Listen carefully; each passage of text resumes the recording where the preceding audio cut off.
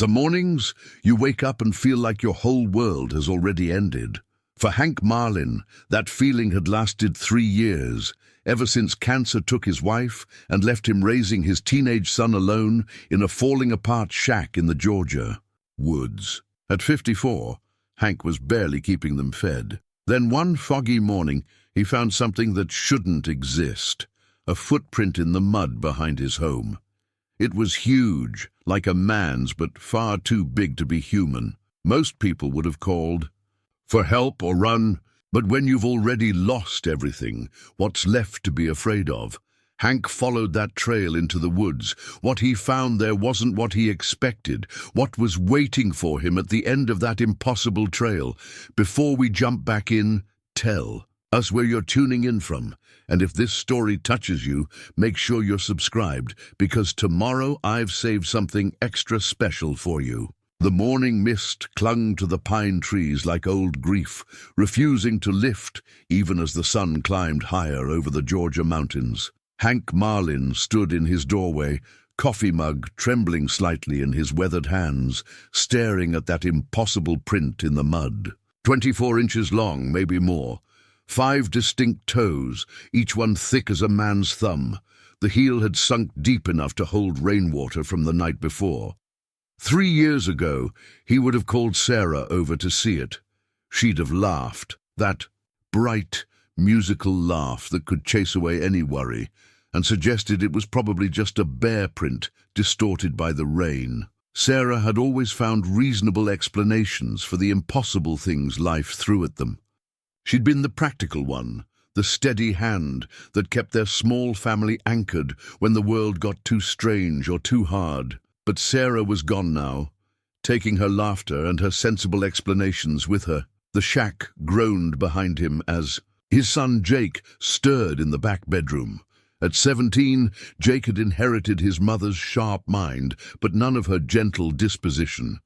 These days, every conversation between them felt like stepping through a minefield. Jake blamed him for their circumstances, for the medical bills that had eaten their savings, for the house they'd lost, for this ramshackle place they now called home. Most of all, Jake blamed him for the way grief had turned Hank into a shadow of the father he used to be. Hank couldn't argue with that assessment. He'd failed at everything since Sarah's death, failed at the construction job that required him to be reliable when some mornings he couldn't even get out of bed, failed at the landscaping work that demanded a steady hand when his shook every time he remembered signing those final medical consent forms, failed at being the kind of father Jake needed when his own heart felt like it had been carved out with a rusty spoon.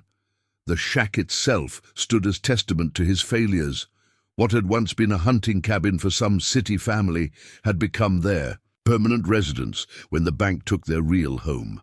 The roof leaked in 2 places, the front porch sagged dangerously to one side, and the kitchen window had been covered with cardboard and duct tape since last winter, when a branch fell through. During an ice storm, Hank kept promising Jake he'd fix things, make them better, but the truth was, he barely had energy to keep food on their small table, let alone repair anything. Their nearest neighbor was old Mrs. Chen, and she lived 3 miles down the mountain. Rode in a trailer that was somehow in worse shape than theirs. The isolation that had once felt like privacy now felt like exile. Sarah had loved the quiet up here, the way the morning fog rolled through the pines, the sound of creek water running over stones. She'd said it was like living in a fairy tale. Now it just felt like the end of the world. Jake emerged from his room, tall and lanky like his father had been at that age, but carrying himself with the tight shoulders of someone who'd learned not to expect good things. His dark hair stuck up at odd angles, and his clothes, hand-me-downs from the church donation box, hung loose on his frame. "What are you staring at?" Jake's voice carried that edge it always had these days, the one that suggested he was ready for a fight before breakfast. "Come look at this," Hank said, stepping aside to let his son see the footprint. Jake shuffled over, still half asleep, then stopped short when he saw what had captured his father's attention. "What the hell? Watch your language. Dad, what is that thing?" Hank had been asking himself the same question for the past hour. "I don't know." Jake crouched down beside the print, his anger momentarily forgotten in the face of genuine curiosity. The first time Hank had seen that spark in his son's eyes in months. Jake had always been like his mother that way, drawn to puzzles and mysteries, never satisfied with surface explanations. "It's huge," Jake said, holding his own foot up for comparison. Even in his size 11 sneakers, Jake's foot looked like a child's, next to the impression in the mud. "And look at these toes. They're not like a bear's paws. They're more like a person's," Hank finished, "but bigger than any person who ever lived." Jake stood up, wiping his hands on his jeans. The wonder in his face was already giving way to suspicion. "This is some kind of joke, right? You made this somehow." The accusation stung more than it should have. "Why would I do that?" "I don't know. Maybe you're losing it completely now." Jake's voice grew harder. "Maybe this is what happens when you spend all your time moping around instead of finding a real job."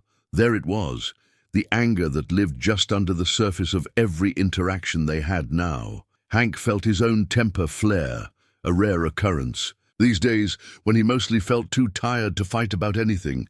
"I'm trying, Jake. You know I'm trying." "Are you? Because from where I'm sitting, it looks like you've given up on everything. On this place. On getting us out of here. On being a dad." "That's enough." Hank's voice came out sharper than he'd intended, and Jake stepped back, startled. They so rarely raised their voices at each other anymore. Mostly they just existed in parallel. Two people sharing a space, but not a life. The silence stretched between them, filled with all the things they couldn't say to each other. Jake looked like he wanted to push harder, to finally have the fight that had been building for months, but something in his father's face stopped him. "I'm going to be late for school," Jake said finally, though they both knew the school bus wouldn't come up this far. Jake would have to walk the 3 miles to the main road and catch a ride with Mrs. Chen, who drove into town for her job at the grocery store. Hank watched his son gather his backpack and jacket, moving with the efficient motions of someone who'd learned not to depend on anyone else for anything. There had been a time when Jake would have asked a dozen questions about the footprint, would have wanted to explore and investigate and figure out where it came from. That Jake had disappeared along with everything else good in their lives. "Jake," Hank called as his son reached the door. "What?" Hank wanted to say something about the footprint, about how strange and wonderful it was to find something inexplicable in their ordinary, difficult world. He wanted to remind Jake of the boy who used to collect interesting rocks and ask endless questions about how birds knew where to fly for winter. He wanted to apologize for failing to be the father Jake deserved, especially after losing the mother he needed. Instead, he just said, "Have a good day at school." Jake's expression softened for just a moment, and Hank caught a glimpse of the boy who used to run to greet him when he came home from work. "Yeah, you too, Dad." After Jake left, Hank stood alone in the doorway, listening to the sound of his son's footsteps crunching through the fallen leaves until they faded into silence. The footprint remained, impossible and unexplained, like a question mark pressed into the earth. He went back inside and opened the small wooden box he kept on the kitchen counter. Inside, wrapped in tissue paper that had yellowed with age, was Sarah's wedding ring. He'd taken it off her finger the night she died and hadn't been able to bring himself to do anything with it since. Some days he held it and remembered their wedding day, how young and hopeful they'd been. Other days he couldn't bear to look at it.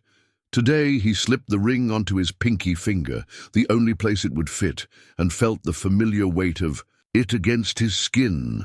"What would you make of this, Sarah?" he asked the empty room. But Sarah was gone, and the only answer was the sound of wind through the pine trees and the distant call of a crow. The footprint outside remained unexplained, a mystery that demanded investigation. For the first time in 3 years, Hank Marlin felt curious about something. By noon, the mist had burned off completely, leaving the Georgia woods sharp and clear under an autumn sun. Hank had spent the morning trying to focus on ordinary things, washing dishes, checking the roof for loose shingles, sorting through the bills he couldn't pay, but his eyes kept drifting to that footprint outside his door. Finally, He gave up. Pretending he could ignore it, he laced up his old hiking boots, the ones Sarah had bought him for their 10th anniversary when they'd still dreamed of exploring mountain trails together. The leather was cracked now, the tread worn smooth, but they still fit. He grabbed a water bottle and his grandfather's compass, the brass one that had guided 3 generations of Marlin men through these very woods. The trail began at the footprint and led directly into the tree line, not on any of the established hunting paths Hank knew, but cutting straight through dense undergrowth in a line so direct it seemed almost purposeful. Whatever had made that print knew exactly where it was going. The first sign that something unusual had passed this way was a broken branch hanging at chest height. Not snapped by wind or weather, but twisted and bent as if something massive had pushed through without slowing down. The bark was scraped clean on one side, revealing pale wood underneath. Hank touched the damaged branch and felt his pulse quicken. Whatever had done this was tall, at least 8 feet, maybe more, and strong enough to break a branch thick as his wrist. Without even pausing, he pressed deeper into the woods, following a trail of disturbed earth and broken vegetation. Pine needles were scattered in patterns that suggested enormous footsteps, each one spaced farther apart than any human stride. Occasionally he found another clear print in soft ground, always that same impossible size, always pointing deeper into the mountains. The rational part of his mind, the part that sounded like Sarah's voice, suggested reasonable explanations. A bear walking on hind legs, someone in costume playing an elaborate prank, damage from the storm last week that only looked like footprints. But the evidence kept mounting against every rational theory. After an hour of steady climbing, Hank realized he was farther from home than he'd ventured in months. The familiar landmarks of his daily world had given way to wilderness he barely recognized. The trees grew thicker here, their canopy so dense that even at midday, the light filtering through felt green and underwater dim. He stopped to check his compass and drink some water, listening to the forest around him. These woods should have been full of ordinary sounds, birds calling, squirrels rustling through leaves, the distant drone of insects. Instead, there was an unusual quiet, as if the wildlife had been disturbed by something and hadn't yet returned. The trail led up a rocky slope where finding footprints became impossible, but the path of broken branches and disturbed undergrowth continued clear as a highway. Whatever he was following moved with purpose, but without any attempt at stealth. It left a trail a child could follow. At the top of the ridge, Hank paused to catch his breath and survey the valley below. That's when he saw it. A flash of movement among the trees perhaps 100 yards away. Something large and dark, moving between the pine trunks with surprising grace for its size. His heart hammered against his ribs.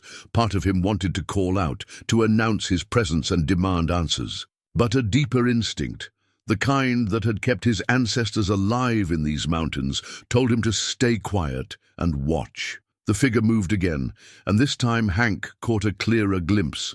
Definitely bipedal, definitely massive, but moving with an almost human gait, not the shambling walk of a bear or the predatory skulk of a big cat. This thing walked upright like a man, but it was far too large to be human.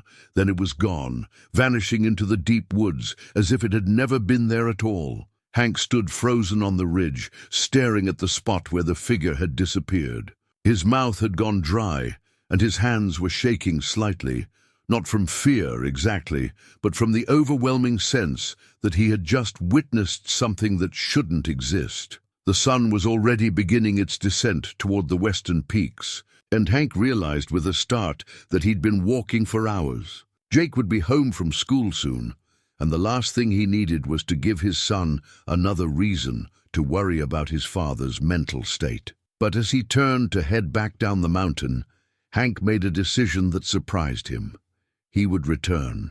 Tomorrow, better prepared and with more time to search. Whatever he'd seen deserved investigation, not retreat. The hike home took longer than expected. Without the clear trail to follow, Hank had to rely on his compass and his gradually returning. knowledge of these woods. By the time he reached the familiar clearing around their shack, the sun was low and orange through the trees. Jake was sitting on the front porch steps, his school backpack beside him, and anger written across his face in bold letters. "Where the hell have you been?" Jake stood up as his father approached, and Hank could see the worry beneath the anger.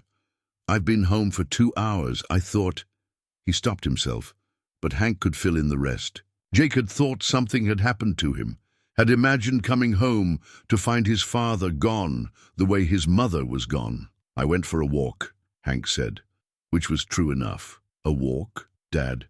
You haven't been farther than the mailbox in 6 months, and suddenly you're gone all day on a walk?" Hank looked at his son's face, the sharp cheekbones that reminded him so much of Sarah, the eyes that held too much worry for someone who should still be thinking about football games and college applications, instead of whether his father was losing his grip on reality. "I followed the trail from that footprint," Hank said finally. Jake's expression shifted from anger to something closer to alarm. "You what?" "There's a clear trail, Jake. Broken branches, more prints, signs that something large passed through. The woods. I followed it up to the ridge, and I saw—" Hank paused, knowing how the next words would sound. "I saw something." "Saw what?" "I don't know what to call it. Something big, walking upright like a person, but much larger than any person could be." Jake stared at his father for a long moment, and Hank watched his son's face cycle through disbelief, concern, and finally a kind of tired resignation. "Dad, you can't be serious." "I know how it sounds." "Do you? Because it sounds like you're telling me you spent the day chasing Bigfoot through the woods." Jake's voice rose with each word. "It sounds like you're completely losing it, and I'm supposed to pretend that's normal." The words hit Hank like a physical blow. He'd known Jake was struggling with their circumstances, with the changes grief had brought to their family, but hearing his son's raw fear laid out so plainly was almost unbearable. "Jake, I'm not losing my mind. I know what I saw." "Do you?" "Because Mom used to say that grief could make people see things that weren't really there. That sometimes when people hurt bad enough, they create mysteries to distract themselves from the real problems they can't solve." Hank felt Sarah's ring on his finger, warm against his skin. She would have said exactly that, would have gently suggested that he was looking for magic in the world because the real world had become too difficult to bear. But the footprint was still there in the mud behind their house. The broken branches were still scattered through the woods. Whatever he'd seen moving between those trees had been real, solid, undeniably present. "I'm going back tomorrow," Hank said quietly. Jake's face crumpled slightly, the mask of teenage anger slipping to reveal the scared boy underneath. "Dad, please, can't you just try to be normal? Can't we just try to figure out how to live like regular people instead of chasing after things that don't exist?" The plea in his son's voice nearly broke Hank's resolve, but for the first time in 3 years, he'd felt truly curious about something. For the first time since Sarah died, he'd spent an entire day not thinking about grief or bills or failure. "One more day," he said. "Give me one more day to figure this out." Jake looked at him for a long moment, then picked up his backpack and walked into the house without another word. Through the thin walls, Hank could hear his son moving around, making dinner, taking care of himself, the way he'd learned to do when his father couldn't manage even the simplest responsibilities. Hank sat down on the porch steps and watched the sun disappear behind the mountains. Tomorrow he would go back into those woods, better prepared and with a clearer plan. Whatever was out there, he was going to find it. He owed Jake that much. And maybe he owed it to himself too. Hank woke before dawn with a sense of purpose he hadn't felt in years. While Jake slept, he moved quietly through the small kitchen, packing supplies with the methodical care of a man who'd spent decades in these mountains. Water bottles, energy bars, a first aid kit he'd assembled from odds and ends, bandages, antiseptic, pain medication left over from Sarah's final months. He paused over that last item, remembering how carefully he'd rationed those pills during her worst days, how grateful he'd been for anything that could ease her suffering. the memory. Should have paralyzed him the way thoughts of Sarah usually did, but this morning it felt different. This morning it felt like preparation. Jake emerged from his room as Hank was lacing his boots, and the sight of his father's loaded backpack made his face tighten with frustration. "You're really doing this again?" "I am." "Dad, this is crazy. You know that, right? Yesterday you went chasing shadows in the woods, and today you're packing like you're going on some kind of expedition." Hank shouldered the pack, feeling the weight of it settle comfortably across his shoulders. "It's not shadows, Jake." "Then what is it? What do you think you're going to find out there?" The honest answer was that Hank didn't know, but he'd spent the night thinking about that glimpse of movement between the trees, about the intelligence suggested by the purposeful trail, about the way the forest had gone quiet around something that didn't belong. "Something that needs help," he said finally. Jake stared at his father, and Hank could see him struggling with competing emotions: worry, anger, and something that might have been hope. "How do you know it needs help?" "I don't know for certain. But when your mother was sick, do you remember what she used to say about helping?" Jake's expression softened slightly. Sarah had been full of gentle wisdom about kindness and compassion, lessons she'd tried to pass on to her son even as her own strength was failing. She said that sometimes the most important thing you can do is show up for someone, even when you don't know what you're supposed to do when you get there. "Especially then," Hank said, echoing one of Sarah's favorite phrases. "But Dad, this isn't a person. This is...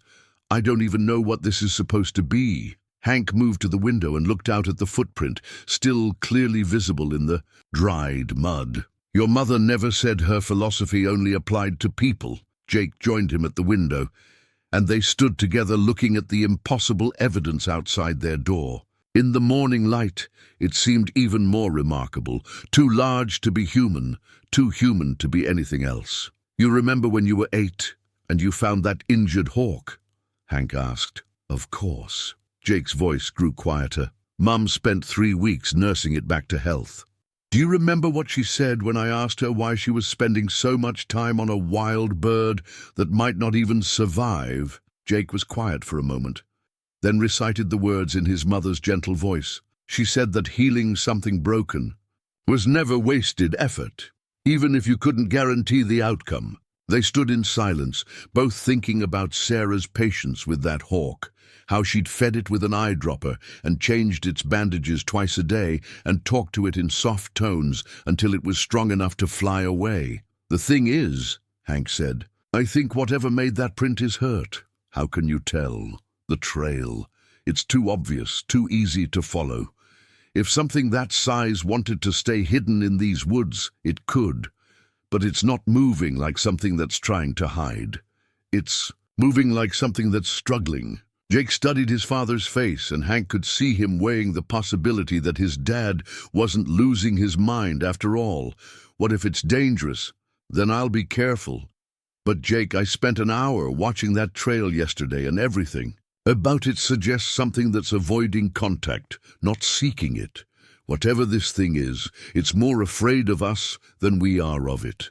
"I don't know about that," Jake muttered, but there was less hostility in his voice now. Hank touched his son's shoulder, feeling how thin Jake had gotten over the past year. They'd both been surviving rather than living, getting by on the emotional equivalent of scraps. "Jake, I know I haven't been the father you needed since Mom died. I know I've let you down in more ways than I can count. But this feels important. It feels like something Mom would have wanted us to do." Jake looked up at his father, and for a moment Hank saw past the teenage armor to the boy who'd lost his mother and watched his father disappear into grief. "What if you don't come back?" The question hung in the air between them, heavy with all the losses they'd already endured. "I'll come back," Hank said. "I promise you that." "You can't promise that." "Nobody can promise that." Hank thought about Sarah's final weeks, how many promises he'd made that he couldn't keep, how many times he'd assured her and Jake that everything would be all right when nothing was all right at all. "You're right," he said. "I can't promise. I'll come back safe, But I can promise I'll do everything in my power to come back to you, and I can promise that if I don't try to help whatever's out there, I'll spend the rest of my life wondering if I missed the chance to do something good. Jake was quiet for a long moment, staring out at the footprint. Mom would have gone with you, he said finally. Yes, she would have. And she would have packed better snacks. Despite everything, Hank smiled. She definitely would have packed better snacks. Jake went to the kitchen and returned with a paper bag. Peanut butter sandwiches, and the last of the good jerky. Hank accepted the bag, feeling the weight of his son's grudging blessing along with the food. If you're not back by dark, I'm calling Mrs. Chen. Fair enough. And Dad, if you find whatever this thing is and it really is hurt, be careful. Mum always said that injured animals were the most unpredictable. Hank nodded, shouldering his back again. As he reached the door, Jake called after him. Dad? Yeah? I hope you find what you're looking for. Hank stepped outside into the cool morning air, breathing in the scent of pine and possibility. The footprint waited for him in the mud, as mysterious and impossible as ever. But this morning, it didn't look threatening. It looked like a question that deserved an answer. He knelt beside the print and placed his hand next to it for scale.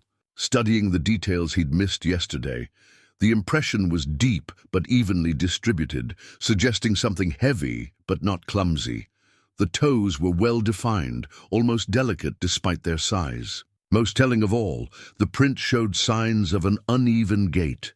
The left foot pressed deeper than the right, as if the creature was favoring one side. Injured. Just as he'd suspected. Hank stood up and checked his compass, then set off into the woods with the confidence of a man who knew exactly where he was going and why. Behind him, he could feel Jake watching from the window, and the knowledge that his son was there, worried but supportive, gave him strength he hadn't felt in years. The trail was easier to follow this time, now that he knew what to look for. Broken branches, disturbed earth, the occasional clear print in soft ground, all leading deeper into the mountains towards something that needed help. For the first time since Sarah's death, Hank felt like he was moving towards something instead of just running away from everything. The trail led deeper into the wilderness than Hank had ventured the day before, winding through stands of old-growth pine and across rocky creek beds where the sound of running water masked his footsteps. 3 hours into his hike, he found the first real evidence that whatever he was following was seriously injured. Blood on the rocks. Not much, just a few dark spots on a granite boulder, but enough to confirm his suspicions. Whatever had passed. This way was hurt, and leaving a trail that any predator could follow. The fact that it was still moving suggested either incredible strength or desperate determination. Hank knelt beside the boulder, studying the blood spots. They were dried now, probably from the previous day, but they told a story of something large struggling through terrain that was challenging even for an experienced hiker. The blood pattern suggested a wound on the left side, consistent with the uneven gait he'd noticed in the footprints. Following the trail became easier after that. Every few hundred yards, he found more evidence. Blood on tree bark where the creature had steadied itself, deeper impressions in soft ground where it had stumbled, broken branches at heights that confirmed its massive size. The forest grew thicker. As he climbed higher, the canopy so dense that even at midday, the light was green and dim. This was old wilderness, the kind of deep woods where a man could walk for days without seeing any sign of human presence. If something wanted to hide, here it could disappear completely, but this creature wasn't hiding effectively. It was leaving a trail any child could follow, moving with the desperation of something that had given up on stealth in favor of simply finding somewhere safe to rest. Hank paused at a small clearing to drink water and check his compass. According to his calculations, he was now almost 5 miles from home, farther into the backcountry than he'd been since before Sarah got sick. The familiar landmarks of his daily world were long gone, replaced by wilderness that felt both ancient and alive. That's when he heard it, a sound that made him freeze with the water bottle halfway to his lips. A low rumble, almost like a groan, coming from somewhere ahead. Not quite human, but not entirely animal either. It was the sound of something large and hurt trying to move through dense undergrowth. Hank capped his water bottle and moved forward as quietly as he could, following the sound through a stand of young pines. The groaning came again, closer now, followed by the crash of something heavy settling to the ground. He crept to the edge of a small ravine and looked down into a natural hollow, sheltered by overhanging rocks and thick vegetation. What he saw there made him forget to breathe. The creature was real. It sat with its back against the far wall of the hollow, one massive arm cradled against its chest. Even seated, it was enormous, at least 8 feet tall, with shoulders broad, enough to span a doorway. Its body was covered in dark, coarse hair, but its face was surprisingly human-like, with deep-set eyes that held an intelligence Hank recognized despite their alien setting.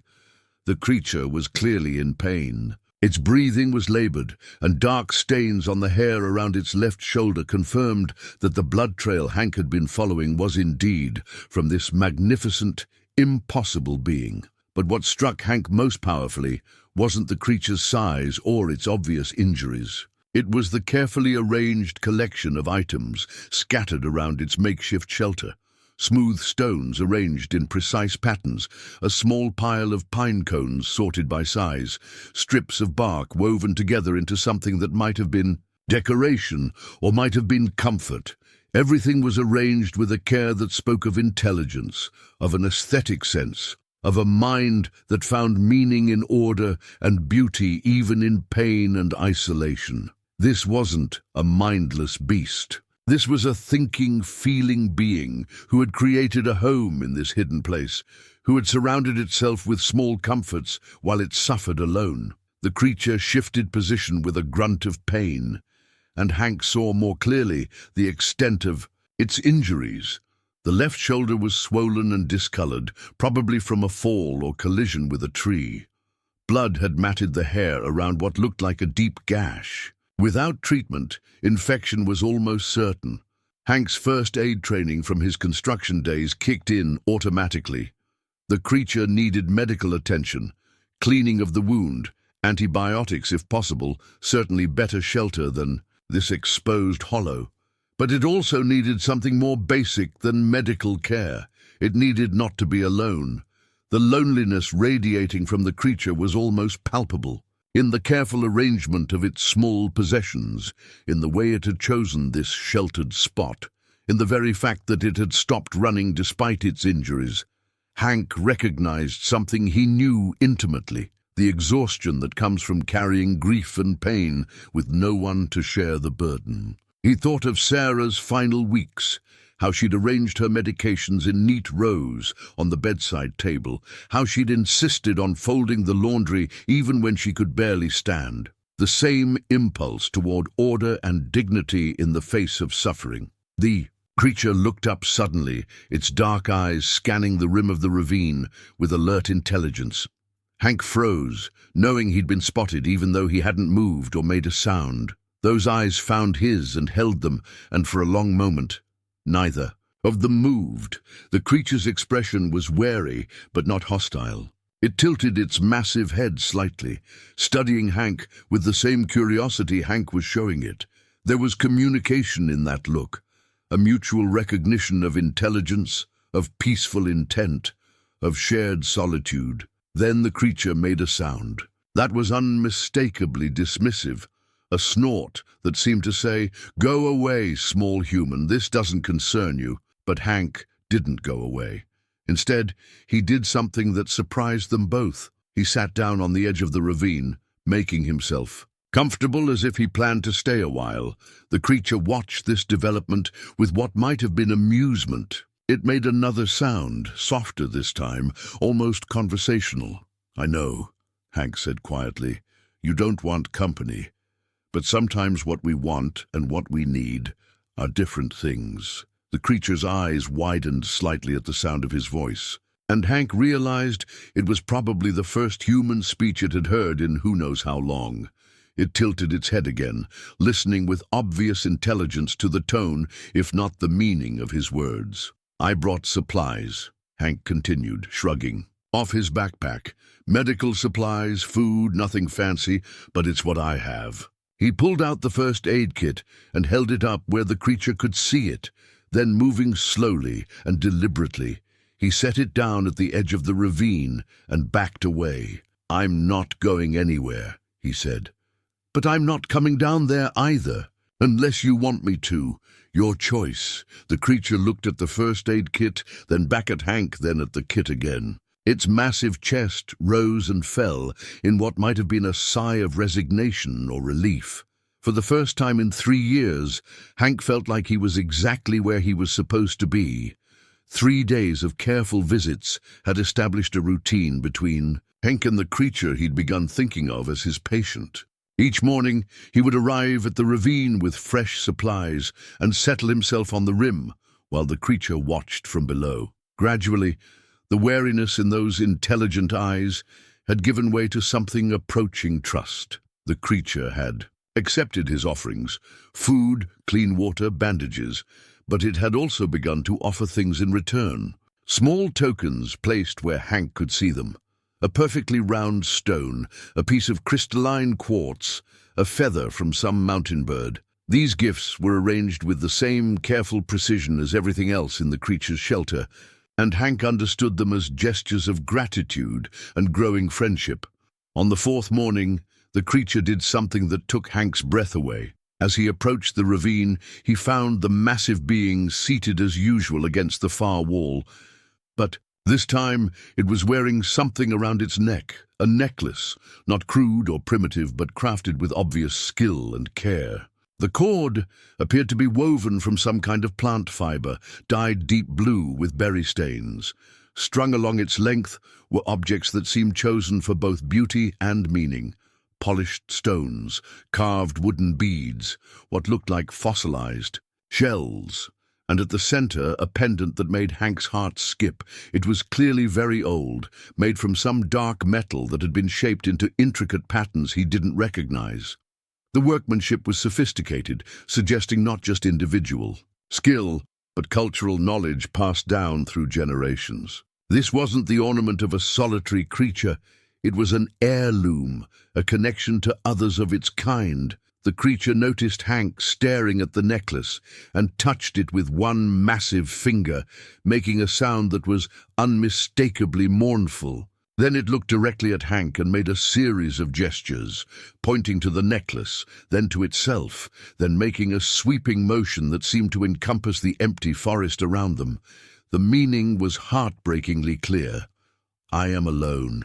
I am the only one left." Hank felt his throat tighten with recognition. The loneliness he'd seen in this creature from the beginning wasn't just the isolation of injury. It was the profound solitude of being the last of something, of carrying memories and traditions that would die when you died. "I understand," he said softly. "I know what it's like to be the only one left carrying something important." The creature tilted its head, listening to the tone of his voice, even if the words meant nothing. Hank pulled Sarah's ring from his finger and held it up where the creature could see it. The simple gold band caught the filtered sunlight, and he saw the creature's eyes focus on it with interest. "This belonged to my wife," Hank said. "She died 3 years ago. Some days I wear it because it helps me remember her. The days I can't bear to look at it because the memory hurts too much." He slipped the ring back onto his finger, and the creature made a soft sound that might have been understanding. "The thing about carrying something precious from someone you've lost," Hank continued, "is that it's both a comfort and a burden. You want to honor what they meant to you, but you also want to be able to move forward and live your own life." The creature touched its necklace again, and this time Hank heard something different in the mournful sound it made. Not just grief, but a kind of recognition. They sat together in companionable silence for a while, two beings who understood loss in ways that needed no translation. The creature's breathing had improved over the past few days, and the wound on its shoulder was showing signs of healing under Hank's careful ministrations. but the emotional wounds were clearly deeper and more complex. That afternoon, as Hank was preparing to leave for the day, the creature did something unprecedented. It stood up. Hank had never seen it at full height before, and the sheer size was overwhelming. 9 feet tall at least, with a presence that filled the entire hollow.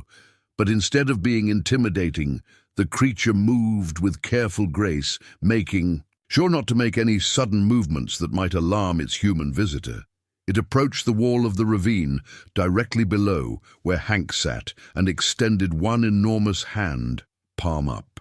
In it was another gift, but this one was different from the simple stones and feathers it had offered before. It was a small carving, no bigger than Hank's thumb, made from the same dark wood as the beads on its necklace. The craftsmanship was exquisite, showing the figure of a human and a larger being standing side by side. Their hands were touching, and their faces were turned toward each other in what was unmistakably a gesture of friendship. Hank reached down carefully and took the carving, feeling the smooth wood warm under his fingers. The creature stepped back and made a sound that was clearly pleased, then gestured between the carving, Hank, and itself.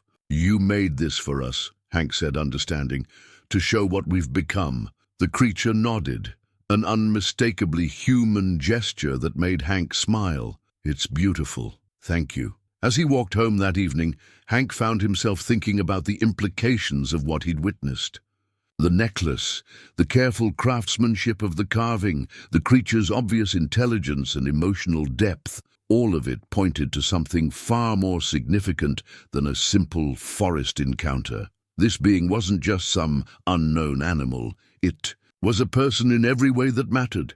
It had a culture, a history, a capacity for art and friendship and grief. And if the creature was correct in its gestures about being alone, it might be the last repository of knowledge about its kind. But as Hank emerged from the woods behind his shack, he found Jake sitting on the back steps, waiting for him with an expression of barely controlled frustration. "We need to talk," Jake said, standing up as his father approached. "What's wrong?" "Mrs. Chen came by today. She said people in town are starting to ask questions about where you've been going every day.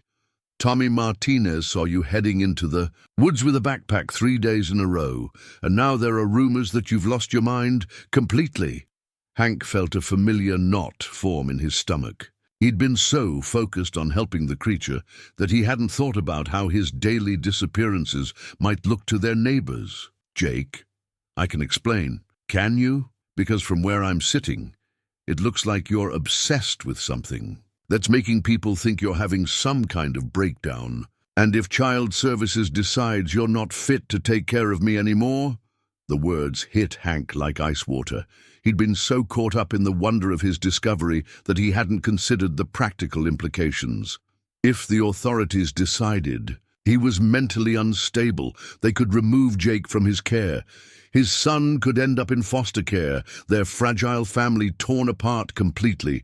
"Jake, that's not going to happen." "How do you know?" "Dad, you've been acting strange for days. You disappear all day. You come home talking about mysterious creatures, and now you're carrying around little wooden carvings like some kind of..."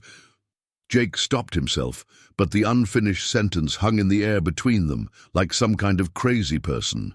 Hank looked at his son's face, seeing the fear and frustration there, and realized he was facing an impossible choice. He could continue helping the creature, risking his son's future and their family's stability, or he could abandon the most meaningful thing he'd found since Sarah's death and return to the gray existence they'd been barely surviving. But as he stood there weighing his options, Hank realized there might be a third choice, one that scared him almost as much as it excited him. "Jake," he said carefully, "what if I could show you what I've been doing? What if you could see for yourself that I'm not losing my mind?" Jake's expression shifted from anger to uncertainty. "What do you mean?" "I mean, come with me tomorrow.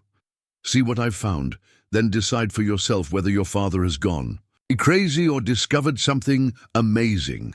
The walk to the ravine the next morning was tense with nervous energy. Jake had agreed to come, but his reluctance showed in every step. He kept glancing at his father, as if expecting Hank to suddenly start, talking to invisible companions or wandering off into the underbrush. "Dad, are you sure about this? Because if we get out there and there's nothing, there will be something," Hank said with quiet confidence. "The question is whether he'll show himself with you there." Hank realized he'd never actually determined the creature's gender, but something in its demeanor and the way it had arranged its living space suggested masculinity to him. "I think so. It's hard to explain, but there's something about the way he carries himself. You're talking about it like it's a person." They paused at a fallen log to rest, and Hank pulled out the small wooden carving the creature had given him. He'd brought it along as evidence, though he knew how inadequate it would seem, as proof of what he'd experienced. Jake examined the carving with obvious surprise. The craftsmanship was undeniable. Smooth surfaces, careful proportions, details that spoke of both skill and artistic sensibility.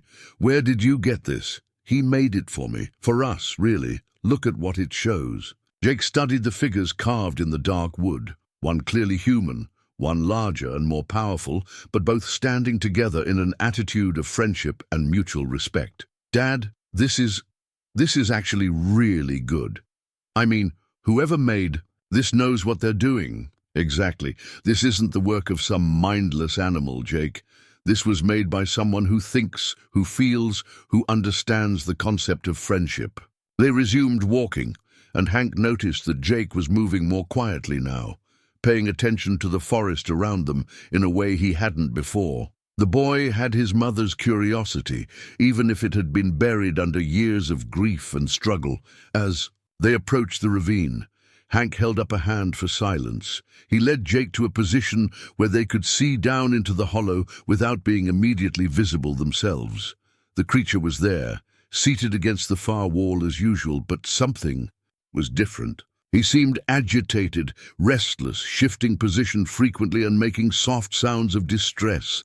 "Oh my God," Jake whispered, his voice barely audible. "Dad, what is that thing?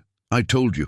I don't know exactly what to call him, but he's real. And he's hurt, and he's been alone for who knows how long." Jake stared down into the ravine, his face cycling through disbelief, wonder, and something that might have been fear. The creature hadn't noticed them yet, but Hank could see that his condition had worsened overnight. The careful arrangements of stones and personal items around his shelter looked disturbed, as if he'd been moving around in pain or distress. "He's sick," Hank said, noting the labored breathing and the way the creature kept pressing his hand to his injured shoulder. "The wound might be infected." "Dad, we can't. What are we supposed to do about that? We can't exactly take him to a doctor." Hank had been thinking about exactly that problem for the past day. The creature needed medical attention beyond what his basic first aid supplies could provide, but any attempt to involve authorities would likely end with the creature being captured, studied, or worse. "Do you remember Dr. Helen Reeves?" he asked Jake. "Mom's friend, the vet? She's not just any vet, she's one of the best large animal specialists in the state, and she's known our family for 15 years. If anyone could help him and keep it quiet." "Dad, are you seriously suggesting we tell Dr. Reeves that we found Bigfoot in the woods?" The creature looked up suddenly, his intelligent eyes scanning the rim of the ravine. He spotted them and made a sound that was clearly a greeting, though he remained wary of Jake's presence. "Watch this," Hank said softly. He reached into his pack and pulled out an apple, holding it up where the creature could see it. Then he rolled it down into the hollow. The creature caught the apple with surprising dexterity and examined it carefully before taking a bite. He chewed thoughtfully, then looked back up at Hank and made a sound that was unmistakably appreciative. "He says thank you," Hank told his son. Jake was staring at the scene with wide eyes. "Dad, he's really intelligent, isn't he?" "More than intelligent. Watch his eyes, Jake. He's thinking, making decisions, showing preferences. He's not just smart, he's aware."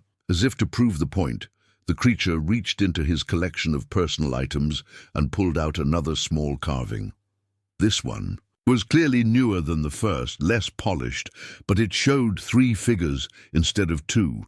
A large one, a medium-sized one, and a smaller one that was obviously meant to represent Jake. The creature held up the carving and pointed at Jake, then made a questioning sound. "He's asking if you're going to be his friend too," Hank interpreted. Jake stared at the carved representation of himself, then at the massive being who had created it. Slowly, he moved closer to the edge of the ravine. "Hello," he said softly. "Sean." Creature's face brightened with what was unmistakably a smile. He set the carving down carefully and made a sound that was clearly a greeting in return. "Dad," Jake whispered, "this is the most amazing thing that's ever happened to anyone, isn't it?" Before Hank could answer, the creature suddenly stiffened and looked toward the forest beyond his shelter. His expression changed to one of alarm, and he made urgent gestures for Hank and Jake to get down and stay quiet. Hank pulled his son below the rim of the ravine just as voices became audible through the trees, human voices growing closer, supposed to be around here somewhere. The satellite imagery showed disturbance patterns consistent with, "Told you this was a waste of time. If there was really something out here, don't you think the locals would have reported it by now?" "The locals did report it. That's why we're here." Hank's blood went cold as he recognized the tone of the voices. Professional, methodical, official. These weren't hikers or hunters. These were people with a specific mission, people who knew exactly what they were looking for. The creature had pressed himself back against the wall of the ravine, trying to become as invisible as possible. His earlier distress made sense now. He'd probably been hearing these searchers getting closer all morning.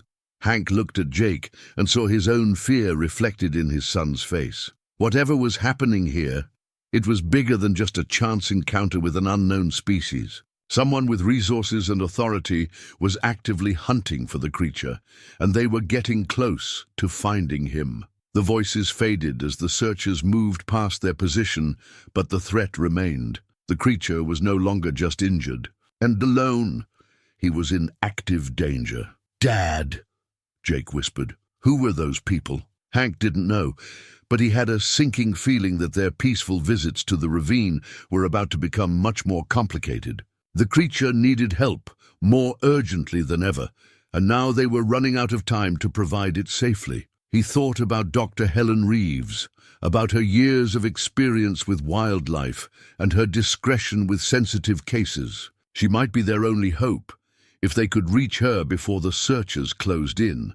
Dr. Helen Reeves arrived at the Marlin shack 2 hours after Hank's desperate phone call, her veterinary bag in one hand and a manila folder thick with documents in the other. At 62, she carried herself with the confidence of someone who had spent 4 decades dealing with medical emergencies, but Hank could see uncertainty in her pale blue eyes as she approached their front porch. "Hank, when you called and said you'd found an injured animal that needed help, I assumed you meant a bear, or maybe a wounded deer," she said without preamble. But Jake's description over the phone was unusual. "Dr. Reeves, I know how this sounds," Hank began, but she held up a hand to stop him. "Before we go anywhere, there's something you need to know. Something I should have told your family years ago, but I was bound by confidentiality agreements that I thought would never matter." "Again!" She set the manila folder on the porch table and looked directly at both Hank and Jake. "I know what you found in those woods, and I've been looking for him for 23 years. The words hung in the air like a physical weight. Jake stared at the veterinarian who had treated his childhood pets and bandaged his scraped knees, trying to process what she'd just said. "You know about him?" Hank asked. Dr. Reeves opened the folder and pulled out a photograph that was clearly decades old, yellowed around the edges and slightly blurred. It showed a much younger version of herself standing next to a large cage that held what was unmistakably the same type of creature they'd been caring for, though this one looked healthier, younger, and was surrounded by other similar beings. "His name is Kyle," she said softly. "At least that's what we called him." The government designation was subject. 7. But the researchers who worked with him daily, we gave them all names. It seemed more respectful. Jake picked up the photograph with trembling hands. "Dr. Reeves, what is this? What were you doing?" She sat down heavily in one of the porch chairs, looking every one of her 62 years. "In 1978, I was fresh out of veterinary school and had been recruited for what I thought was a wildlife conservation project. The official name was the Pacific Northwest Biodiversity Initiative, and I was told we were studying rare species that might be endangered by logging and development." She pulled out another document, this one stamped with official government seals and marked with classifications that had been blacked out. What we were actually doing was something much more complicated. A logging crew had discovered a small population of these beings living in old-growth forest in Oregon. Instead of reporting it publicly, the company contacted the government. And suddenly we had a classified research program studying the most significant anthropological discovery in human history. Hank felt his legs go weak. He sat down across from Dr. Reeves, trying to absorb what she was telling them. How many were there? 17 initially. A family group, maybe an extended clan. They had language, culture, sophisticated tool use, art, everything that defines intelligent civilization, just in a form we'd never encountered before. She pulled out more photographs, showing the creatures in various settings, some in natural habitats, some in research facilities, some interacting with human researchers. In every image, Hank could see the same intelligence and emotional depth he'd recognized in Kyle. "What happened to them?" Dr. Reeves' expression darkened. "Politics, bureaucracy, fear. Some researchers wanted to study them as animals. Others argued they should be treated as a newly discovered human subspecies with full rights and protections. The military was interested in their physical capabilities. The anthropologists wanted to document their culture." She pulled out a thick report with pages of data and observations. "For 3 years, we worked with them, learned some of their language, documented their social structures, studied their remarkable physical adaptations. They were patient with us, curious about human culture, willing to share their knowledge. It was the most extraordinary period of my life." "But?" Jake prompted, sensing the tragedy that was coming. "But in 1981, there was a change in administration. New priorities, new budget constraints. The program was classified at a higher level, moved to a different facility, and the focus shifted from study to potential exploitation. The beings were separated from each other, subjected to more invasive testing, treated more like laboratory animals than intelligent persons." Dr. Reeves paused, and Hank could see the weight of old guilt in her expression. "I was young, idealistic, and horrified by what the program was becoming. Along with 2 other researchers, I helped 7 of them escape during a facility transfer in 1983. We created false paperwork, staged a vehicle accident, and gave them a chance to disappear back into the wilderness."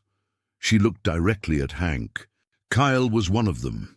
He was barely adult then, maybe equivalent to a human teenager, the youngest of the group, and the most curious about humans. He used to bring me small gifts, carved figures, polished stones, flowers he'd found. "Just like what you described." Jake stared at the photographs, then at his father. "Dad, you found the last one, didn't you? The last survivor of this whole thing?" Dr. Reeves nodded grimly. "I'm afraid so. Over the years, I've kept track as best I could. The government search teams found most of the others within a few years of their escape. Some died trying to evade capture. Others were recaptured and, well, the program was terminated in 1987 and the remaining subjects were classified as disposed of." The clinical language couldn't hide the brutal reality of what she was describing. Hank felt sick thinking about it, "But you never stopped looking for the ones who stayed free. I never stopped hoping some of them had survived. I moved my practice to this area specifically because the terrain and forest conditions were similar. to their original habitat. I've spent 23 years watching for signs, following up on unusual reports, hoping that somehow at least a few had found safe places to live. She reached into the folder and pulled out the most devastating document yet, a government memo dated just 3 weeks earlier. 2 days ago, I received a call from a former colleague who still has connections in the intelligence community. The program has been reactivated. New satellite surveillance technology has identified what they believe to be the signature of a surviving subject in this mountain range. Hank's blood turned to ice. The people we heard in the woods today, advanced reconnaissance team. They're mapping the area, establishing search patterns, preparing for capture operations. Based on their timeline, they estimate they'll have located and secured the subject within the next 72 hours. Jake stood up abruptly, his chair scraping against the porch boards. We have to do something. We can't just let them take him. Dr. Reeves looked at the 17-year-old with something approaching admiration. What would you suggest? This is the federal government we're talking about. They have resources, authority, and 40 years of experience covering up exactly this type of situation. You helped them escape before, Hank pointed out. That was different. I was on the inside then with access to facilities and transportation. Now I'm just a country veterinarian with a criminal history of interfering with classified operations. She stood up and began packing the documents back into the folder. But you're right that we can't just abandon him. I've spent 2 decades preparing for this possibility. I have a sanctuary prepared. Remote, secure, with everything Kyle would need to live safely. The problem is getting him there without being detected. Hank thought about the creature's infected wound, his weakened condition, the difficulty of moving someone that size through wilderness terrain while avoiding government search teams. How long do we have? According to my contact, the capture team moves to active operations in 48 hours. If we're going to do this, it has to be tomorrow night. Jake looked between his father and Dr. Reeves, his face set with determination that reminded Hank powerfully of Sarah. Then we do it tomorrow night, whatever it takes. Dr. Reeves studied the boy's face, then turned to Hank. You understand what you're risking. If we're caught, this won't be a simple trespassing charge. This is interfering with federal operations, involving classified materials. We could all end up in prison. Hank thought about Cale alone in his ravine, wearing the ancient necklace that connected him to his lost people, creating small works of art to fight off the loneliness. He thought about the gentle way the creature had accepted his help, the trust that had grown between them, the carving that showed their friendship. Then we don't get caught, he said. The emergency radio crackled to life at 3 in the morning, pulling Hank from the fitful sleep he'd managed to grab in his chair by the kitchen window. Dr. Reeves had left the handheld device with them before, returning to her clinic to gather medical supplies, warning them that it was programmed to monitor government communications frequencies. Team Alpha reporting position at grid reference 77 Delta. No visual contact yet, but thermal imaging shows large heat signature approximately 2 clicks north of current position. Hank's blood went cold as he recognized the professional tone and tactical language. These weren't researchers or scientists. They were military or paramilitary, equipped with night vision and thermal detection equipment. Confirm orders to maintain observation distance until capture team arrives at 0800 hours. Jake appeared in the doorway, fully dressed despite the early hour. Neither of them had really slept, knowing what the next day would bring. They found him, didn't they? Jake whispered. Hank nodded grimly. The radio continued to report positions and movements, painting a picture of multiple teams converging on the area around Cale's ravine. The creature was surrounded, though he probably didn't know it yet. We have to move now, Hank said, reaching for his jacket. If we wait for Dr. Reeves' planned timeline, it'll be too late. Dad, she said the sanctuary was 12 miles through the most difficult terrain in the mountains. We can't get him there without her help. The radio crackled again. Subject appears to be stationary in natural shelter. Recommend moving to containment positions and waiting for daylight operations. Hank grabbed the radio and switched it off, unable to listen to them discussing Kyle like he was an object to be collected rather than a thinking, feeling person. Fighting for his freedom. Jake, call Dr. Reeves. Tell her the timeline has changed. We move in 1 hour or we lose him forever. While Jake made the call, Hank packed emergency supplies with the efficiency of desperation. Food, water, first aid supplies, warm clothing, everything they might need for a dangerous night journey through mountain wilderness. He included the small wooden carving Cale had made, knowing they might need it to prove to the creature that they could be trusted in a crisis situation. Dr. Reeves arrived within 30 minutes, her veterinary truck loaded with equipment that looked more like emergency rescue gear than medical supplies. She'd brought portable stretcher components, IV fluids, antibiotics, and something that looked like a tranquilizer gun. If his infection has gotten worse, he might not be strong enough to walk 12 miles, she explained, as they loaded everything into Hank's pickup truck. We need to be prepared for the possibility that we'll have to carry him part of the way. The drive to their hiking starting point took them past roadblocks they hadn't seen the day before. Official-looking vehicles with government plates stationed at key access points to the mountain roads.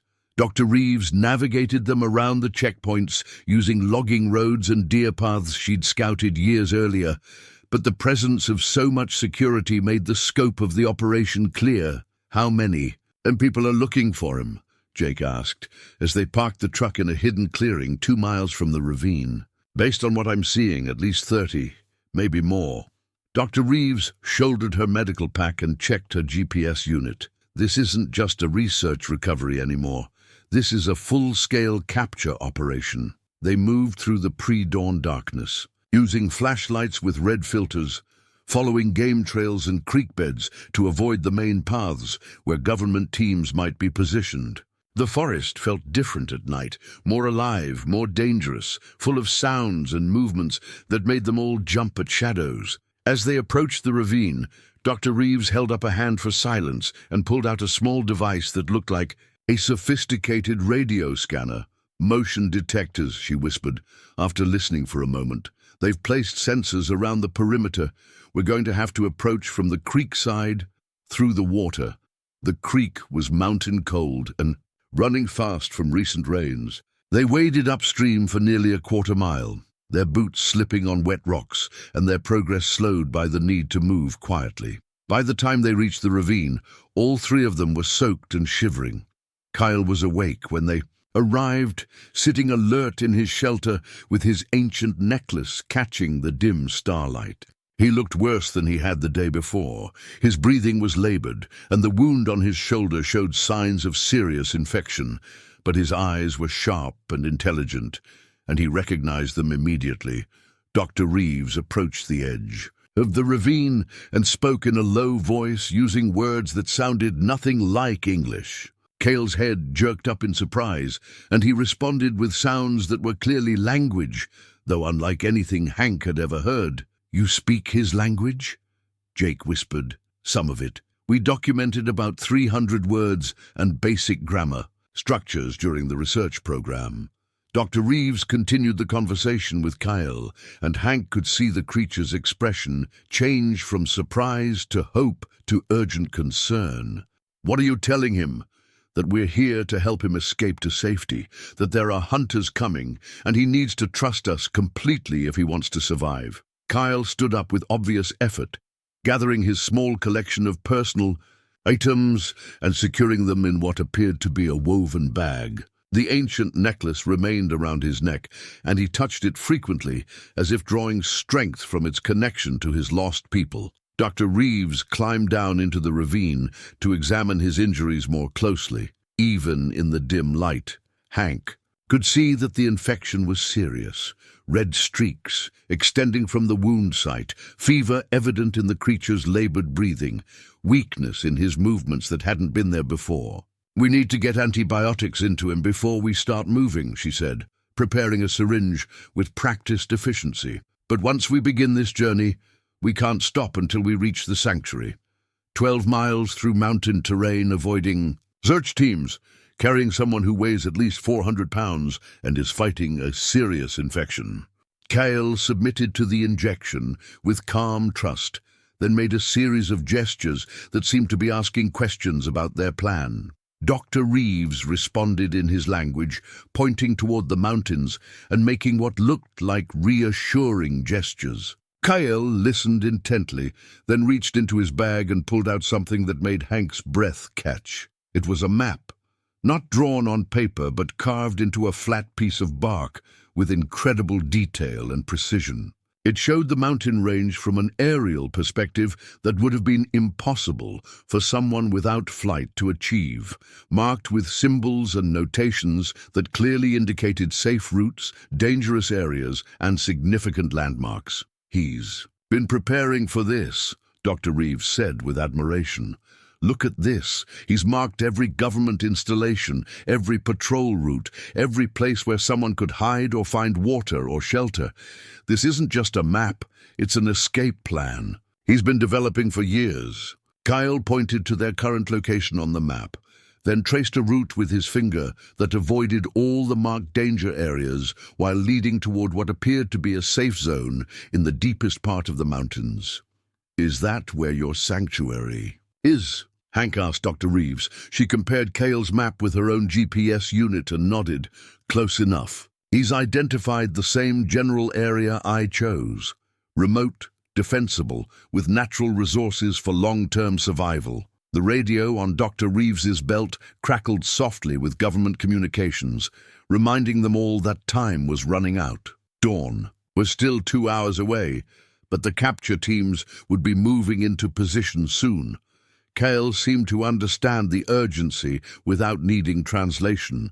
He secured his bag, took one last look around the shelter that had been his home, then made a sound that was clearly a farewell to the place where he'd lived alone for so long. Dr. Reeves helped him climb out of the ravine, and Hank was struck by how gracefully the creature moved despite his size and injuries. There was dignity in the way he carried himself, a quiet courage that reminded Hank of Sarah during her final weeks, facing an impossible situation with as much strength as possible. As they prepared to leave, Jake pulled out his phone and showed Kyle the picture he'd taken of their family during happier times, him and Hank and Sarah together, laughing at something that had happened during a picnic. Kyle studied the image intently, then touched the phone screen where Sarah's face was visible. He made a soft sound that needed no translation. He understood that she was gone, and he was expressing sympathy for their loss. Then he pulled out the small carving he'd made, showing the 3 figures standing together. And Hank realized that Jake wasn't just represented in the piece. He was being formally included in whatever bond of friendship and trust had grown between them. "He's telling us we're family now," Dr. Reeves interpreted. "In his culture, that's the highest honor someone can give." As they set off into the dark forest, following Kyle's detailed map toward a sanctuary that might or might not keep him safe, Hank felt something he hadn't experienced in 3 years, the sense that he was part of something larger than his own. Grief, something worthy of risk and sacrifice and hope. The government teams were closing in, the terrain ahead was treacherous, and they were attempting something that could destroy all their lives. But for the first time since Sarah died, Hank felt truly alive. The first government helicopter appeared over the eastern ridge just as dawn began to paint the sky pale gray. Its rotors chopped through the mountain air with mechanical precision, sweeping back and forth in a search pattern that was clearly systematic and thorough. Hank pressed himself deeper into the stand of pine trees where their group had taken shelter, watching the aircraft through gaps in the canopy. Beside him, Kyle made himself as small as possible, an impressive feat for someone nearly 9 feet tall, while Dr. Reeves consulted both her GPS unit and the creature's bark map. "They're searching grid by grid," she whispered. "Professional, methodical. They'll find the ravine within the hour, and when they realize he's gone..." The radio on her belt crackled with urgent communications. "Nest site is empty. Repeat, subject is not at primary location. Initiate expanded search pattern and deploy tracking teams. Jake, who had been remarkably steady through the night's journey, looked pale in the growing light. They had covered only 3 miles of the 12-mile route to safety, and Kyle was clearly struggling. The antibiotics Dr. Reeves had administered were helping with the infection, but the creature's energy was flagging, and his breathing had become labored again. "How much farther to the first checkpoint?" Hank asked, studying the escape route map. Kyle pointed with one massive finger to a spot marked with carved symbols that Dr. Reeves interpreted as a safe resting place, a hidden cave system about 2 miles ahead where they could shelter during daylight hours and wait for darkness to continue their journey. "The problem is getting there," Dr. Reeves said, watching the helicopter circle closer to their position. "They're using thermal imaging, which means they can detect body heat through the tree cover. Kale's size makes him impossible to hide from that kind of surveillance." As if to emphasize her point, the helicopter suddenly changed direction and began moving directly toward their hiding spot. "They've seen us," Jake said, his voice tight with fear. But Kyle was already moving, gesturing urgently for them to follow him deeper into the forest. Despite his injuries and exhaustion, the creature displayed an intimate knowledge of the terrain that even Dr. Reeves' years of preparation hadn't provided. He led them through a series of natural shelters, overhanging rocks, dense thickets, a shallow depression where a creek had changed course years earlier, each one perfectly positioned to block aerial surveillance. The helicopter passed directly overhead twice, its thermal sensors sweeping the area where they'd been hiding moments before, but Kyle's route kept them invisible to the detection equipment. Negative contact on thermal sweep. Subject may have moved to grid reference 8 Alpha. They reached the cave system as the sun climbed higher and more aircraft joined the search. The entrance was concealed behind a curtain of hanging vines, invisible unless you knew exactly where to look. Inside, the cave was larger than it appeared from outside, with multiple chambers that provided both security and comfort. Kale collapsed gratefully against the far wall, his chest heaving with exhaustion. Dr. Reeves immediately began checking his condition, taking his temperature and examining the shoulder wound that had started bleeding again during their hurried escape. "The infection is responding to treatment, but he's dehydrated and his blood pressure is low," she reported. "We need to rest here for at least 6 hours before attempting the next leg." "Do we have 6 hours?" Hank asked, listening to the increasing activity outside. More helicopters, the distant sound of vehicles on mountain roads, the organized chaos of a major search operation. Jake had found a position near the cave entrance where he could observe the forest without being seen. "Dad, there are people down there, ground teams with dogs." Hank joined his son and saw what Jake was referring to, at least a dozen figures in tactical gear moving through the forest with German shepherds trained for tracking. They were still several hundred yards away, but they were moving in the right direction and covering ground quickly. "They'll find this place," Hank said. Dr. Reeves looked up from her medical examination of Kale. "Not necessarily. This cave has been used as a shelter for decades, probably by hunters, hikers, maybe even moonshiners back in the day. There are dozens of scent trails crossing each other, which will confuse the dogs, and the entrance is well concealed." But even as she spoke, Kyle was stirring restlessly, his acute hearing picking up sounds that the humans couldn't detect yet. He made a soft gesture that Dr. Reeves interpreted immediately. "He says, they're closer than we think, and there are more of them than we can see." As if summoned by his words, voices became audible through the forest, professional, clipped communications that suggested the search teams were coordinating a systematic sweep of the area. "Delta team report position, tracking southeast from the creek bed. Thermal anomaly detected in Sector 7. Hank looked at his son, at Dr. Reeves, at Kyle resting against the cave wall with his ancient necklace catching the eye. Filtered light. They had helped the creature escape his ravine, but they were still 8 miles from true safety, and the most dangerous part of their journey lay ahead. "We can't wait for nightfall," he said quietly. "We have to keep moving." Dr. Reeves finished packing her medical supplies. in broad daylight, with helicopters overhead and tracking teams closing in? Do we have a choice? Kyle answered that question by struggling to his feet, shouldering his small bag of possessions, and moving toward the back of the cave. There, hidden behind a natural rock formation, was another entrance, one that led deeper into the mountain rather than back toward the forest. He had planned for this contingency too. The hidden tunnel system led deep into the mountain, following what appeared to be natural caves that had been modified over time by someone who understood both geology and the need for concealment. Kyle moved through the passages with confidence despite his weakened condition, using handholds carved into the rock walls and following a route he had clearly traveled before. "He's been preparing this escape route for years," Dr. Reeves whispered, as they navigated a particularly narrow section by flashlight. "Look at these modifications. Tool marks, carved steps, even ventilation shafts. This isn't just a cave system. It's an engineered sanctuary."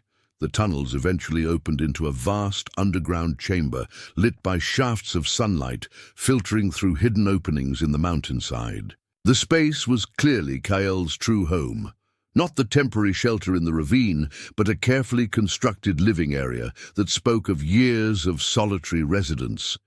Carved furniture adapted to his size, a sophisticated water collection system, food storage areas that showed careful planning and resource management. Most remarkably, the walls were covered with artwork, detailed carvings that told stories, maps of the entire mountain range, and portraits that showed other members of his species. "My God," Jake breathed, staring at the carved portraits. "These are his family, aren't they?" Kyle nodded sadly and touched one carving in particular, a female figure with gentle eyes and the same distinctive necklace he wore. He made sounds that needed no translation, pointing to the portrait and then to his chest over his heart. "His mate," Dr. Reeves interpreted. "These carvings are memorials to the ones who didn't escape or didn't survive." But there was no time to properly explore or appreciate the remarkable space. The radio continued to crackle with search communications, and the voices were getting closer to the cave entrance they'd used. Thermal signature detected in cave system at grid reference 9 Bravo. Deploying ground-penetrating radar to map underground structures.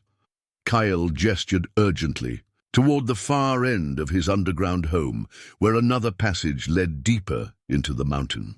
According to his bark map, this route would take them through the heart of the range and emerge near the sanctuary Dr. Reeves had prepared, but it was also the most dangerous section of their journey. That passage leads through unstable rock formations, Dr. Reeves warned, studying both Kale's map and her geological surveys. "One wrong step could trigger a collapse that would trap us underground permanently. Explosive charges authorized for cave entry if subject refuses to surrender. The radio transmission made the decision for them." Kyle was already gathering essential items from his home: food, water, a few small tools, and most importantly, a larger version of the ancient necklace that he wrapped carefully and placed in his bag. "The Master Necklace," Dr. Reeves explained. "In their culture, it contains the history and wisdom of the entire tribe. He's been the keeper of their collective memory all these years." As they prepared to enter the dangerous passage, Hank felt the weight of what they were asking Kale to give up. This underground chamber wasn't just shelter, it was a museum, a memorial, a sacred space where he had preserved everything that remained of his people's culture. "Are you sure?" Hank asked, though he knew they had no choice. Kale looked one last time at the carved portraits on the walls, touching each one gently, as if saying goodbye. Then he removed something from around his neck, a smaller carving Hank hadn't noticed before, one that showed Kale himself as a young creature surrounded by others of his kind. He pressed the carving into Hank's hands, then gestured toward Jake and Dr. Reeves.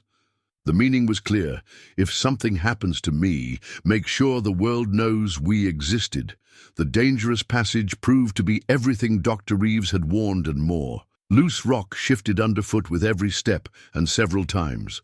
They had to stop while Kale used his massive strength to clear obstacles that would have been impassable for humans. The creature's intimate knowledge of the mountain's structure was the only thing that kept them alive as they navigated through sections where the ceiling was cracked and threatening collapse. 2 hours into the underground journey, they heard the distant sound of explosions behind them, the government teams blasting their way into Kyle's sanctuary.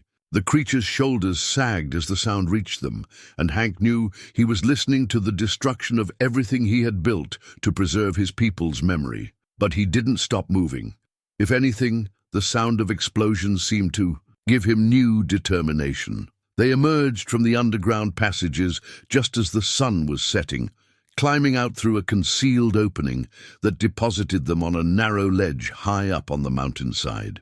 Below them, the forest was alive with searchlights and the sound of helicopters, but they were now on the far side of the range, miles from where the government teams were concentrating their efforts. The sanctuary entrance was visible just a quarter-mile ahead, a heavy gate set into what looked like natural rock formations, but which Hank could now see was actually camouflaged architecture designed to blend perfectly with the mountain environment. "We made it," Jake said, hardly believing it.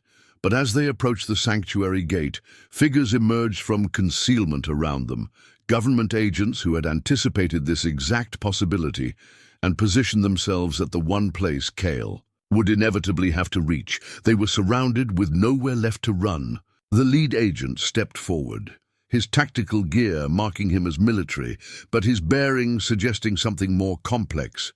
Intelligence, perhaps, or one of those shadowy government departments that operated beyond public oversight. He was younger than Hank had expected, maybe 40, with the kind of steady calm that came from years of handling unusual situations. "Dr. Reeves," he said, his voice carrying recognition but not hostility. "Agent Marcus Webb, Department of Exceptional Phenomena. We've been looking for you for a very long time." Kale moved protectively in front of the humans, his massive frame blocking the agent's view of Hank and Jake. Even exhausted and injured, he radiated a quiet dignity that commanded respect. "Agent Webb," Dr. Reeves replied, her voice steady despite their desperate circumstances. "I assume you're here to complete what your predecessors started 40 years ago." Actually, no. Webb's answer surprised them all. "I'm here because the world has changed, Dr. Reeves, and so has our understanding of what happened in 1981. He gestured to his team, and instead of raising weapons, they lowered them and took positions that looked more like protective formation than capture configuration. 3 weeks ago, classified documents from the original research program were declassified as part of a congressional investigation into unethical government experimentation. Your reports, Dr. Reeves, along with those of your colleagues, painted a very different picture than what we'd been told for decades." Jake looked between his father and Dr. Reeves, trying to understand what was happening. "What kind of different picture?" Hank asked. Webb reached into his jacket and pulled out a tablet, showing them official documents stamped with current dates and high-level authorizations.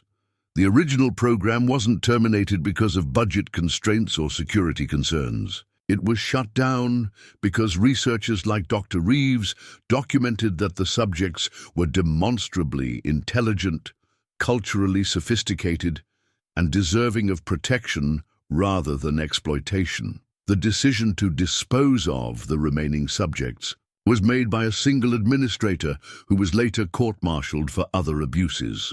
Dr. Reeves stared at the documents, her face cycling through confusion, hope, and cautious disbelief. "You're saying, I'm saying that the current administration has authorized the establishment of the first protected sanctuary for non-human intelligent species on American soil. The facility you've spent 20 years building, Dr. Reeves, is about to become an official federal preserve." Kyle had been listening to the exchange with obvious intelligence, following the emotional tone even if the words were incomprehensible. Now he stepped forward and made a series of sounds that Dr. Reeves quickly translated. "He's asking if this means he's safe, if he can stop running." Webb looked directly at Kyle, and when he spoke, his voice carried genuine respect. "Sir, on behalf of the United States government, I want to formally apologize for the treatment your people received 40 years ago. What was done to your family and your community was wrong, and we can't undo that harm. But we can promise that you will be protected from now on." He turned back to Dr. Reeves. "The sanctuary you've built will be staffed with researchers who understand that Kyle is not a subject to be studied, but a person with rights, preferences, and the freedom to choose how much or how little he wants to interact with human civilization." 6 months later, Hank stood at the kitchen window of their new house. Not large or fancy, but solid and warm, with a roof that didn't leak and windows that weren't covered with cardboard. Jake was at the kitchen table working on college applications, his grades having improved dramatically once he'd found direction and purpose in his life. The job at the sanctuary paid well enough for them to live comfortably, and more importantly, it gave Hank a sense of meaning he hadn't felt since Sarah died. As Kyle's primary human liaison, he spent his days helping the remarkable being adapt to his new circumstances while sharing his extensive knowledge of the mountain environment with the research staff. "Dad, look at this," Jake said, holding up a photograph that had just been developed. It showed the three of them, Hank, Jake, and Dr. Reeves, standing with Kyle outside his new home within the sanctuary. The creature was wearing his ancient necklace and holding a new carving he'd made, this one showing the sanctuary itself, surrounded by protective mountains. "He looks happy," Jake observed, and Hank had to agree. The weight of solitude that had marked Kyle's demeanor during their first meetings had lifted considerably. He still mourned his lost people, but he was no longer carrying that grief alone.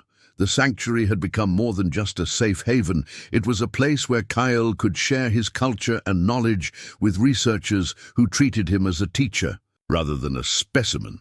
His detailed maps and extensive understanding of mountain ecology had already contributed to 3 published papers on sustainable forest management. "Dr. Reeves called this morning," Hank said, settling into the chair, across from his son. "She said Kyle has been asking about you. Apparently he's been working on a new carving project." "Really? What kind of project?" "She wouldn't say, but she hinted that it might be something special for your 18th birthday next month." Jake smiled, the same bright, curious smile that reminded Hank so much of Sarah. Their relationship had healed completely during the months following their adventure. Shared purpose and mutual respect had replaced the anger and frustration that had driven them apart after Sarah's death. "You know what I realized yesterday?" Jake said, looking up from his college applications. "What's that?" Mom would have loved all of this.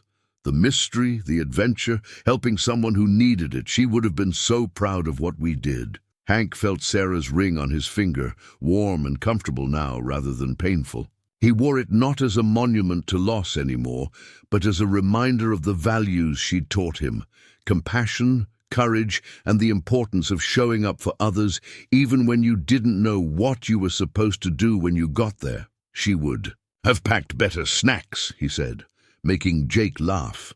Outside their window, the Georgia mountains stretched toward the horizon, green and alive with possibilities. Somewhere in those woods, Kyle was probably working on his mysterious carving project, surrounded by people who valued his friendship and protected his freedom. The footprint in the mud behind their old shack had led them all to something none of them could have imagined, not just discovery, but healing, not just adventure, but family, not just survival, but a future worth believing in. Some mornings, Hank thought as he watched his son work on plans for college, you wake up and discover that your whole world is just beginning.